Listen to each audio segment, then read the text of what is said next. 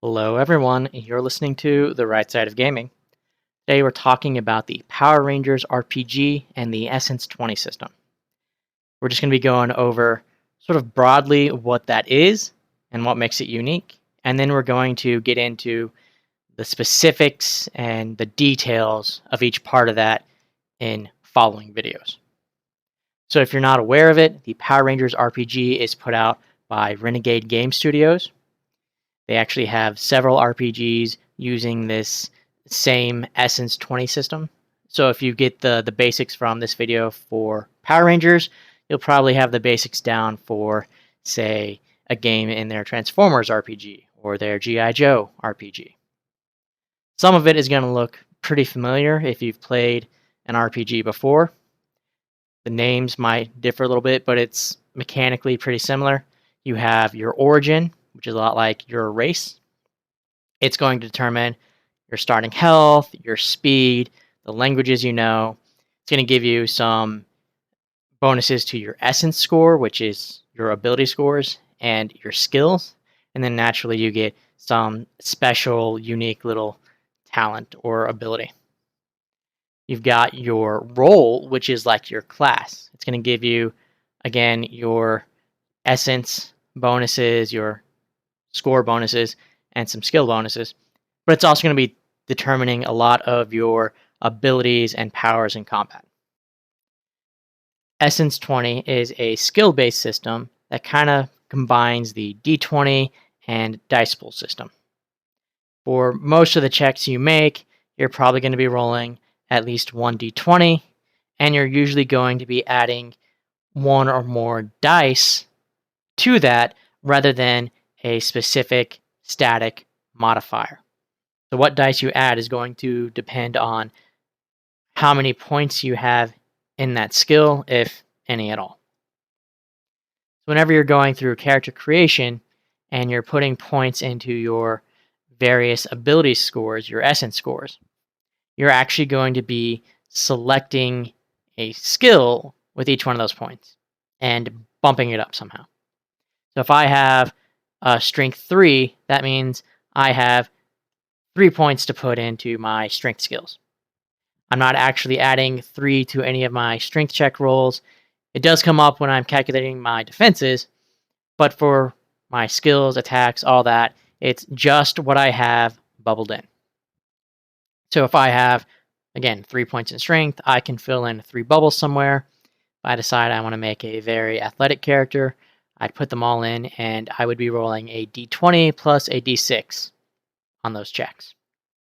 If I bump up my strength to 4, I get another point to put in wherever, and I can bump that up to a d20 plus a d8 whenever I'm making an athletics check.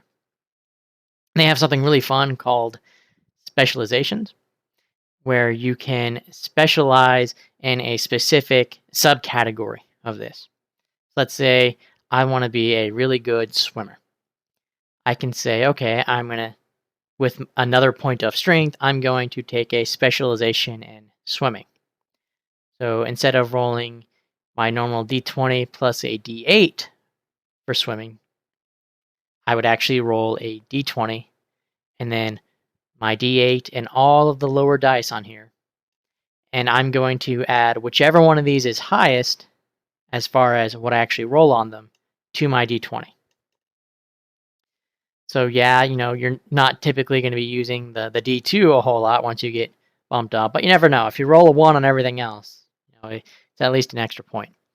But the idea is it gives you a couple more bites at the apple, so to speak, to get a decent bonus to whatever you roll. Now for everything else that's not swimming, it's just going to be the d20 plus the d8. I only get those extra dice when I'm rolling that specific specialization. And I think that's kind of what makes it really interesting, because you have sort of 2 sets of dice, your d20 and then your skill dice to play with. So there's a little bit more room for the DM to give out bonuses. So if we go back to our little chart, there's 2 things that you see a lot of in the rules. You have your edges and snags, which is basically just advantage and disadvantage from D&D. You're going to be rolling 2d20 and then taking either the highest or the lowest number. And then you also see a lot of shifting up and shifting down, which is just their way of saying you're going to move up or down on this little sliding chart. So you can have a mix of both. You can have an edge and roll 2d20, and as well as having a shift up. So instead of rolling a d8 and everything below, I might be rolling a d10 and everything below. Just a way to keep track of your different modifiers that might come up in game without having to get into the nitty gritty of, okay, I get a +1 here, a +2 there, a +1 here, which gets to be a lot. This is a little bit simpler, and it's a little bit more than just a straight advantage versus disadvantage system. It's kind of in between what we saw in something like D&D 4th edition and D&D 5th edition.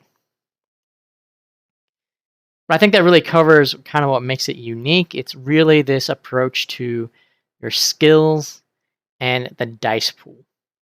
And of course, they really want you to feel like you're playing a Power Ranger. So there's a lot of stuff that comes straight from the TV show, and there's a lot of mechanics that make it feel very heroic, or like it's something you would see on a Saturday morning TV show type deal. Once you get the hang of it and understand what's going on, all the dice system stuff does make a lot more sense. We're going to be digging into all of this in future videos, especially the character creation portions of it. But for now, if you guys want to leave a like, comment, subscribe, that'd be great. If not, that's okay too. I understand. Either way, I hope you have an awesome day, and I will catch you next time.